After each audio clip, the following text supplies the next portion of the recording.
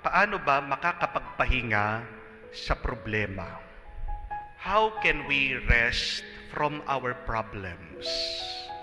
Kasi minsan, papahinga ka sa iyong problema. Ang hirap. Habang meron kang problema, tuliro ka. Tingnan niyo po, pag may problema ka, subukan mong matulog. Hindi ka makakatulog ng mabuti. Minsan nga, mababangungot ka pa. Natutulog ka na, napapaniginipan mo pa yung iyong problema. Amen? At pagkagising mo, pagod na pagod ka. Ang sakit-sakit ng iyong katawan. That is what we call fatigue. Kung paano mo iniwan yung problema, natulog ka, nandun pa rin yung problema. Yung iba, para makapagpahinga daw, manonood ng TV, manonood sa internet, manonood ng sine. Pero pag meron kang problema at nanonood ka, hindi ka makapag-focus dun sa iyong pinapanood. Hindi ka makapag-enjoy. Tumatakbo yung iyong isip dun sa iyong problema. Iniwan mo yung problema, pagkatapos mong manood, nandun pa rin. Kaya ano yung ginagawa ng iba? Nilulunod yung kanilang isip sa alak, sa bisyo, sa drugs. Yan yung ginagawa ng iba. Para saan? Para makalimutan yung problema. Nilulunod yung kanilang damdamin, yung kanilang alaala. Para hindi nila maisip, para hindi nila maalaala. Pero, pagkatapos mong uminom, maghihimasmas ka, mas malaki pa yung iyong problema. Dahil may problema ka na, masakit pa yung ulo mo. Nagkakasakit pa yung katawan mo dahil sa pag-aabuso mo sa sarili mo. Kaya yung iba, para malibang, ano pa yung ginagawa? Sugal. Kaya lang pag natalo sa sugal, mas malaking problema. Paano ba makapagpahinga sa ating mga problema? Binibigyan tayo ng payo ng ating Panginoon. Dalawa lang pong bagay. Una, ang sinabi ng ating Panginoon, lumayo kayo. Let us go away by ourselves to a silent place, to a peaceful place. Habang ikaw ay nakababad sa iyong problema, hindi ka matatahimik, hindi ka mapapayapa, hindi ka mapapahinga. We must learn to separate ourselves from our problems and find our quiet place and find our peaceful, silent place. Kaya napakahalaga po, no? Kahit isang oras lang sa linggo, pumasok ka sa simbahan. The church should be our quiet place. Dapat tahimik. Kasi ito yung panahon mo para nilalayo mo muna yung iyong sarili para buuin mo ang iyong sarili. Pag ikaw kasi ay humaharap sa mga problema, di ba? Parang ikaw ay kakawatak-watak. When problems hit us, they break us. But how can you pick your broken self? You need to focus. And how can you focus? You need silence. Kailangan mong katahimikan. At hindi ka matatahimik habang nandun ka sa gulo ng iyong problema, habang nandun ka sa gulo ng iyong trabaho, habang nandun kayo dun sa gulo at hindi pagkakaintindihan sa pamilya. It's okay to go away sometimes. Yan yung pagkakamali po minsan ng mga nag-aaway na mag-asawa. Pag hindi magkaintindihan ang mag-asawa, dapat alam nila kung kailan sila dapat hihinto muna. Pag talagang hindi mag-move forward yung kanilang argument, yung kanilang pag-uusap, they should learn to stop and say, palamig muna tayo. Iwalay muna tayo.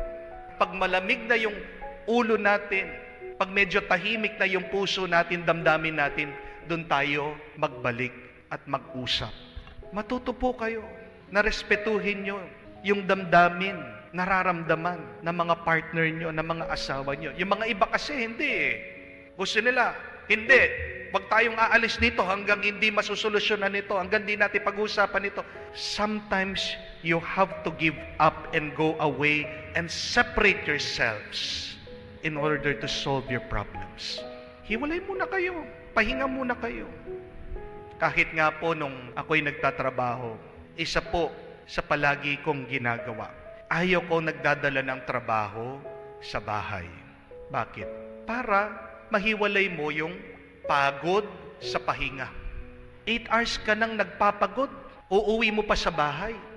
Pahinga mo na lang, gagawin mo pang trabaho. Gagawin mo pang stress. Alam niyo po, sa ibang bansa, bawal na bawal tawagin yung mga empleyado ng mga boss.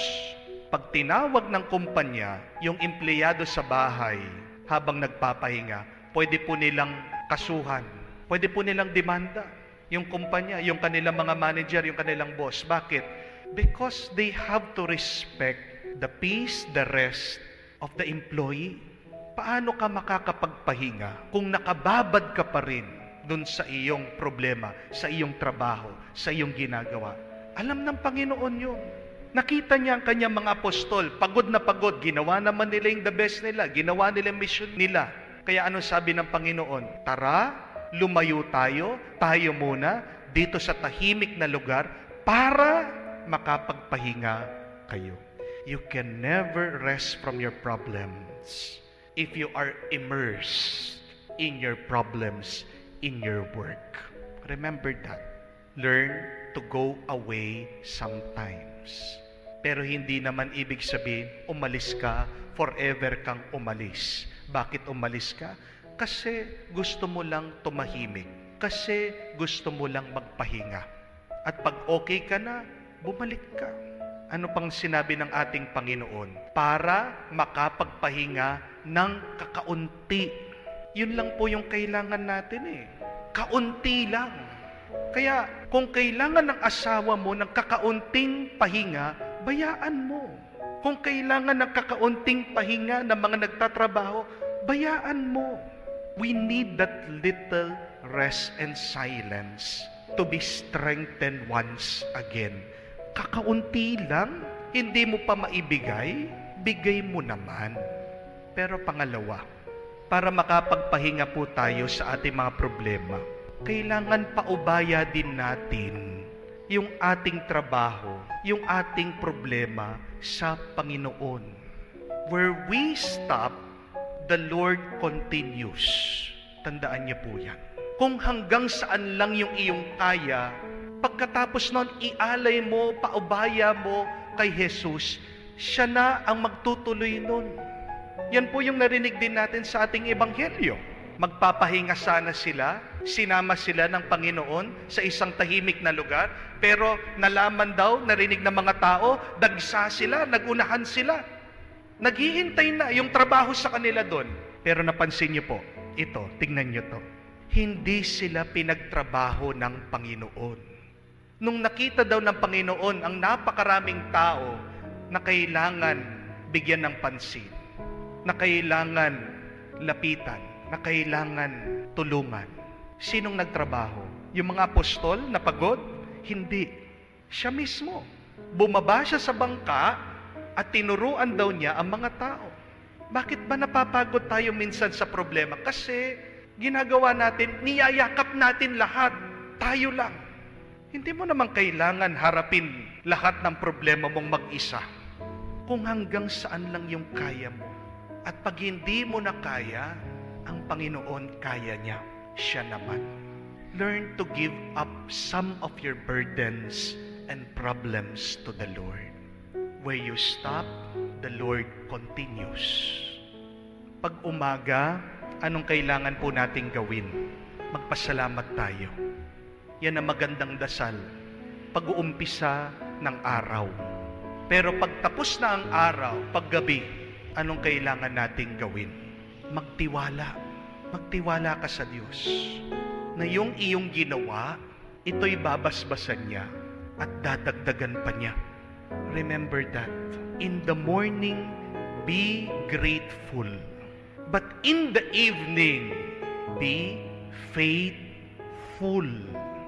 Faithfulness. Puno ng pagtitiwala sa Diyos. Yung kasabihan nga, di ba? Do your best and God will do the rest. Mapapaubaya mo lang sa Diyos kung may tiwala ka sa Diyos. Pero kung hindi ka nagtitiwala sa Diyos, hindi mo papaubaya sa Diyos Kung hindi ka nagtitiwala sa Diyos, palagi kang pagod, palagi kang tuliro, palaging mabigat ang buhay mo. Alam po ng Panginoon, kailangan nating magpahinga. Siya mismo ang nag-aanyaya sa ating magpahinga. Kaya bigyan mo naman ng konting panahon ang sarili mo, ng katahimikan, at punuin mo ng tiwala ang isip at puso mo. Kaya ng Diyos yan. Relax ka lang.